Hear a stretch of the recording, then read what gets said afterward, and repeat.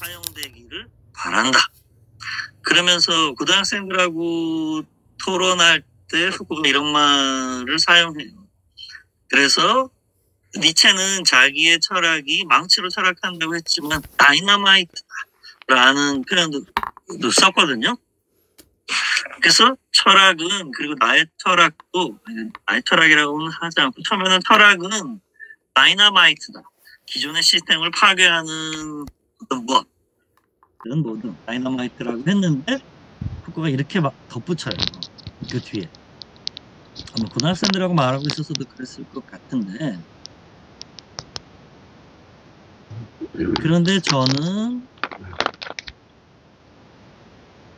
이유 없이 사람을 죽이는 것에는 동의하지 않기 때문에 다이너마이트보다는 좀 더 정확한 표현을 써야 될 것 같습니다. 나에게 철학은, 그리고 나의 철학은 원리는 같잖아요. 꽃놀이. 다이너마이트와 불꽃놀이 원리가 같잖아요. 불꽃놀이의 축제의 불꽃과도 같은 것입니다. 근데 그렇게 쓰라는 거죠. 플루타르코스는 참된 담론을 친구들처럼 논의하며 그중에서 가장 믿을만하고 좋은 친구들은 내가 역병에 처해 있을 때 유효하게 있어줌으로써 나를 도와주는 그런 사람들이라고 말합니다. 다른 곳에서 플루타르코스는 그는 정념이 동의하기 시작할 때 저절로 들리는 내면의 목소리로 환기합니다.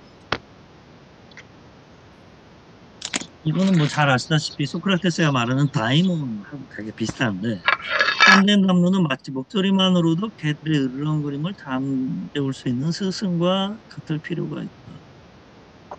다선에 관하여 한 구절에서는 플루타르코스가 가용한 쓸 수 있는 도구로부터 저절로 우리에게 말하는 담론의 자동화로 가는 점진화가 발견된다.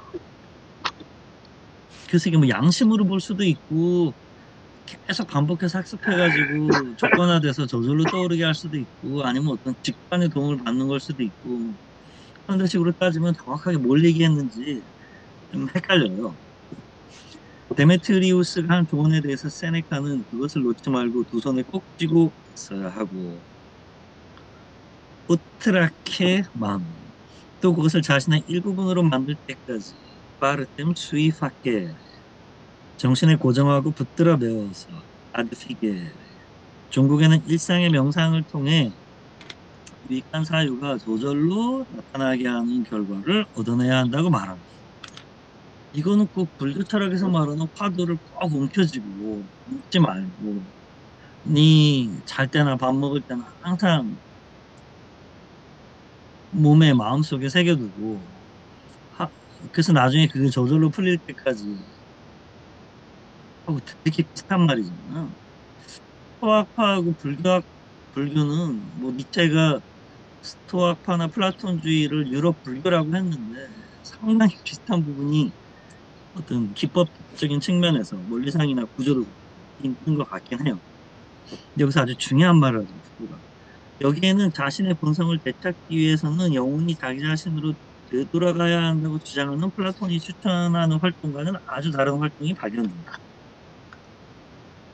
그러니까 이건 정말 큰 차이가 생긴 거죠. 피타고라스, 소크라테스, 플라톤 모두 윤회 사상을 받아들였는데 우리는 저기에서 와서 여기 있다가 저기로 돌아갈 거잖아요. 근데 여기 있다가 저기로 돌아가는 게 계속 반복되니까 돌아갈 때 그게 하데스든 스틱스든 그 망가 레테든 망가의 강물을 떠먹게 돼 있는데, 수련을 하면, 철학을 하면, 조금씩 필로소피아를 하면 조금씩 덜 마실 수가 있게 돼서 나중에는 기억이, 그 노력한 게 축적이 돼서 어느 순간에 임계점을 넘으면 해탈한다, 해방된다, 이런 식의 구조를 갖고 있거든요. 그러니까 이게 무슨 말이 되냐면, 소크라테스가 논증을 하잖아요. 우리가 어떤 걸, 그러니까 제가 볼 때는 처음으로 새로 배우는데, 처음으로 새로 배워서 내가 이해했다는 건 내가, 그러니까 이게 고대 그리스 엠페도클레스가 그걸 강조하지만 원래 있는 말인 것 같아. 비슷한 것만이 비슷한 것을 알아보기 때문에 전혀 다르면 이해도 못하고 알아보지도 못하기 때문에 내가 무엇인가를 듣고 깨달았다면 그게 내가 전혀 모르는 걸 알 수가 없다는 거야. 전혀 나하고 다른 타자는 나에게 인식 불가능하기 때문에 유사성이 1도 없기 때문에 인식이, 식별이 전혀 안 된다는 거예요. 이제 이런 대전제가 있고, 이거는 신화적인 기원이 있는 것 같고요. 이런 대전제 하에서 보면 내가 무엇인가를 깨달았다, 알았다, 배워서, 그러니까 지금 여러분이 이 후코에 대한 디테일한 테크니컬한 건 모르셨을 수도 있잖아요. 근데 이 얘기 듣고, 그렇구나. 후코는 뭐 그렇게 생각했나 보네. 후코에 뭐 이런 게 있구나. 하고 생각하게 되신 게, 소크라테스는 원래 알았는데 망가의 강물을 떠마셔서 잊어버렸던 걸 다시 기억하는 거라는. 그럼 어떻게 되냐? 코그니션이 리코그니션이 되는 거야. 첫 번째 인식했는데 재인식. 그렇게 되면 학문 전체가 recollection, reminiscence,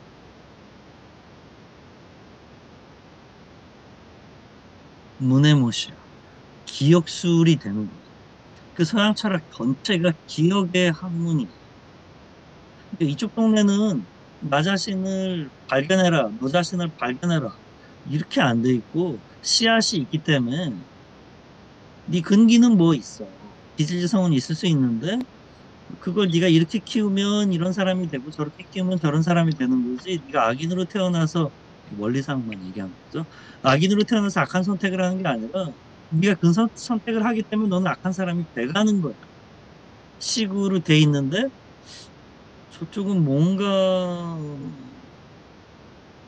본질이 있는 것처럼, 그러니까 인간의 이데아가 각각 있는데 선한, 그러니까 경향은 있을 수 있지만 그렇게 보기가 쉽지 않을 것 같은데. 하여튼 저쪽은 다 기억이라는, 그러니까 모르는 건 알 수가 없기 때문에 내가 알게 됐다면 비슷한 점이 있었는데 어떻게 비슷한 걸 아냐? 전생에 원래 알던 건데 중간에 레테, 망각의 강물을 떠마셔서 망각했다는 거죠. 그 망각이 레테이하고 망각의 부정, 망각으로부터 벗어나는 걸 탈레테이. 그래서 탈은폐, 탈망각, 이 단어를 한마디로 진리라고 부르는 거죠. 그러니까 예를 들면 신약은 꼬이네, 헬라어로 되어 있잖아요. 신약에 보면 그 유명한 말 있잖아요. 진리가 너희를 자유케 하리라. 거기 찾아보면 알레테이아로 되어 있거든요. 진리. 그러니까 알던 것을, 잊어버렸던 것을 다시 기억하면 너는 자유롭게 되리라. 구조로 되어 있는 거죠.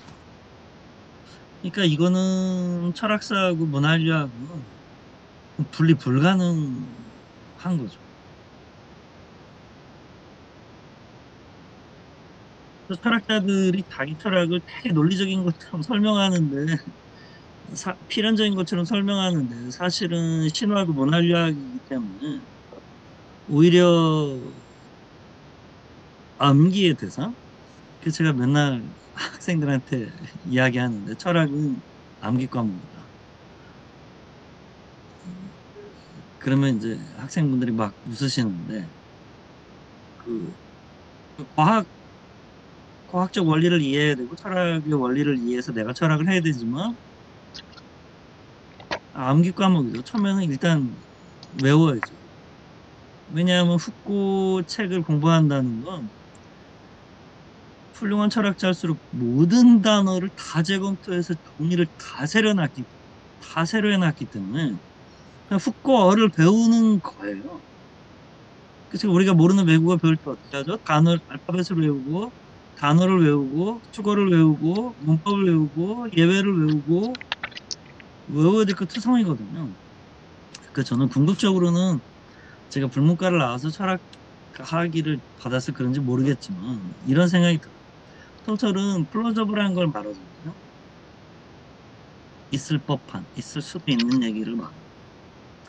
소설은 좀 필연성 같은 거 얘기하지 않아요. 근데 철학은, 서양 철학은 적어도 니체 이전까지는 필연성을 얘기해요. 필연성과 보편성을.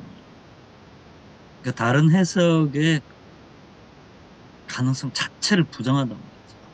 자기가 보는 방식으로 보는 것만이 유일하게 배타적으로 옳다.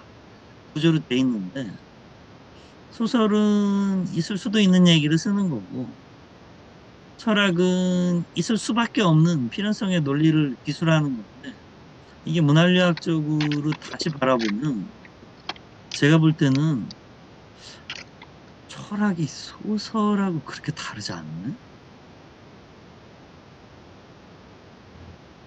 푸꾸의 책을 읽든 들레즈의 책을 읽건 이렇게 첫 문장이 이게 나왔다가 왜 두 번째 문장이 저걸로 가는지 거기 어떤 필연성이 있을까? 푸꾸가 이렇게 얘기했거든요. 인터뷰에서 이런 얘기를 해요.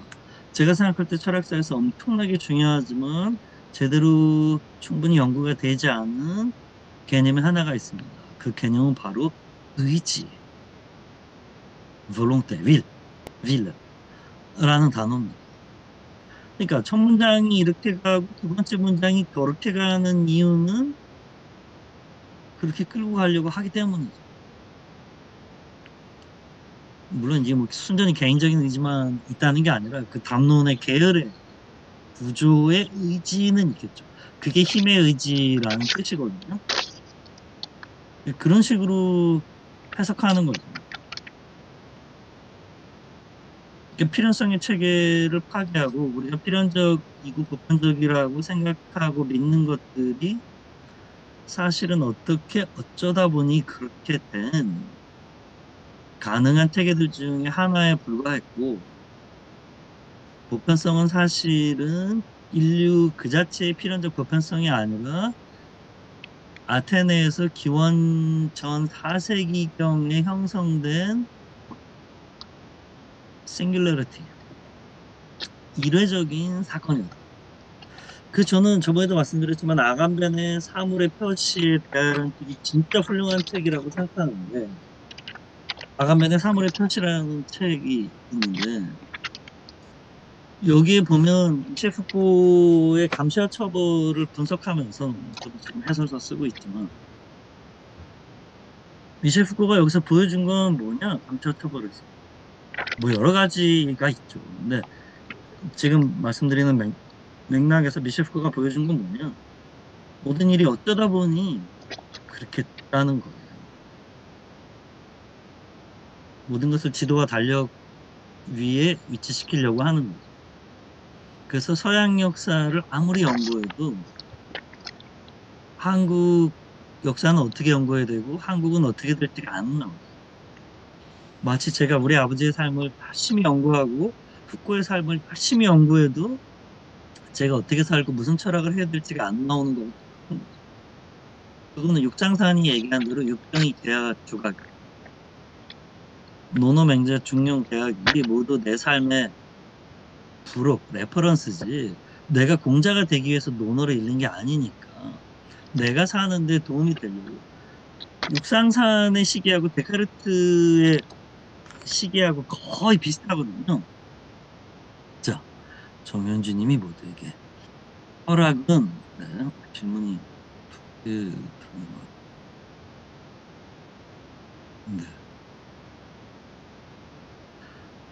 철학의 그런 필연성 있는 소설 같은 전개와 담론은 아마 인간의 죽음에 기반한 두려움을 극복해보고자 하는 인간 본능으로 보아도 될까요? 누구나 죽는데 그 두려움에 대한 자기 방어라고 이해해도 될까요? 좋은 질문 해주셨는데 그렇게 봐도 돼요. 근데 얼마든지 다르게도 볼 수 있기 때문에 니체가 이렇게 얘기했잖아요. 푸코는 니체주의자니까. 하나의 동일한 사태가 여러 가지 해석을 허용하고 그 사태에 대한 여러 해석들을 가로지르는 메타적인 플라톤적인 올바른 해석, 그 참된 의견 내지는 진리 따위는 없다. 그러니까 북한산을 바라볼 때 심리학적으로 바라보면 심리학적으로 해석될 테고, 남쪽에서 바라보면 그 모습이 되고, 북쪽에서 바라보면 같은 사이인지 알 수도 없는 모습이 되고, 동쪽에서 서쪽에서 바라보면 다 다른 모습이 되잖아요. 근데 북한산을 우리가 바라볼 수 있는 각도, 지점은 몇 개냐? 무한계란 말이죠. 그래서 말씀하신 대로 철학자들이 그런 필연성을 이야기하는 것이 죽음에 대한 두려움을 보상하려고 하는 자기 방어의 메커니즘이다. 혹은 합리화의 기제다. 라고 프로이트나 락강은 명시적으로 얘기하고, 그래서 철학을 자기 방어 메커니즘의 하나로 보죠. 근데 뭐 그렇게 봐도 되죠. 근데 그렇게 보는 건 맞을 수 있죠. 그 관점 하에서. 근데 다른 관점이 무한계가 있기 때문에 다르게도 볼 수 있죠. 그러니까 내가 세상을 신자유주의적으로 설명하니까 잘 돼. 그러니까 세상은 신자유주의야 라고 하면 안 되죠. 이 세상은 신자유주의적으로 잘 설명되는 거죠. 그러니까 니체가 이런 말을 했잖아요. 도덕적 현상이란 없고 현상에 대한 도덕적 해석만이 있을 뿐이다. 그러니까 철학자들의 필연성에 대한 강박적 집착에 대한 올바른 해석은 없고, 그렇게 볼 수 있죠. 그러니까 핵심은 딱 이거다. 내가 본 관점이 진실인데 진실의 개수가 한 개가 아니라, 한 개면 내가 본 관점, 내 해석과 인식, 인식과 해석의 주체인 나의 해석과 인식과 해석의 대상이 되는 저것이 성질이 일치해야 되는데, 칸트가 이걸 일정 부분 끊었지만 제가 확실히 무관한 걸로 끊어버린 거죠. 네, 이렇게 말할 수 있을 것 같아요.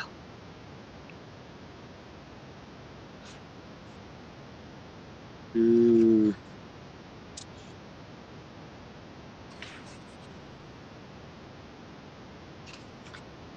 자, 네. 그래서 2번까지만 읽고 쉬도록 하죠. 오늘 질문해 주셔서 감사하고요. 여기에는 자신의 본성을 되찾기 위해서는 영혼이 자기 자신으로 돌아가야 한다고 주장하는 플라톤이 추천하는 활동과는 아주 다른 활동이 발견됐다. 자, 플라톤은 재발견, 재인식, 처음 인식이 재인식이야. 웃기게도. 그래서 코그니션이 리코그니션. 반대로 플루타르쿠스나 세네카가 제안하는 것은 교육, 독서, 번거를 통해 주어진 진실의 흡수다. 업섭션이라고 되어 있는데. 어? 그리고 사람들은 이 진실을 자기 일부분으로 만들고 행동의 항구적이고 늘 능동적인 내적 원리로 만들 때까지 자기화한다. 그래서 이거 꼭 수양론처럼 보이는데, 자기화한다. 그래서 이게 뭘까 하고 원어를 찾아보니까 481페이지에 나와요. 아프로프리에이션이에요. 전이요. 그러니까 약간 의역을 한 건데 자기 방식으로 내 것화하는 거죠. 이와 같은 실천에서는 상기. 자, 제 인식이 상기죠. 기억하는 거죠. 그래서 저번에 말씀드렸죠. 상기하자 유교는 내가 유교란 사실이 있었다는 걸 몰랐는데 외국 사람인데 유교라는 게 있었구나 할 때는 상기한다는 말을 안 쓰고, 우리가 유교라는 일이 있었다는 사실을 아는데 잊어먹었다가 쟤네들은 아직 통일전선 전술 벽파약을 버리고 있지 않지. 북한 괴뢰국 도당에 속으면 안 돼. 할 때 상기하자 유교. 알았는데 잊어버렸는데 다시 기억하는 거야. 그래서 상기설, 아남네시스. 이와 같은 실정에서는 플라톤처럼 상기운동을 통해 자기 자신 깊은 곳에서 숨겨진 진실을 재발견하는 것입니다. 발견하는 게 아니라 점진적으로 추진된 자기화를 통해 획득된 진실들을 내면화하는, 그러니까 자기화와 내면화. 그 수양이나 소신도 보면 거의 비슷하게 되겠죠. 한 번은 10분만 쉬었다가 하도록 하죠. 네. 그 질문 있으시면 이렇게 적어주세요. 좀 전에 좋은 질문 감사합니다.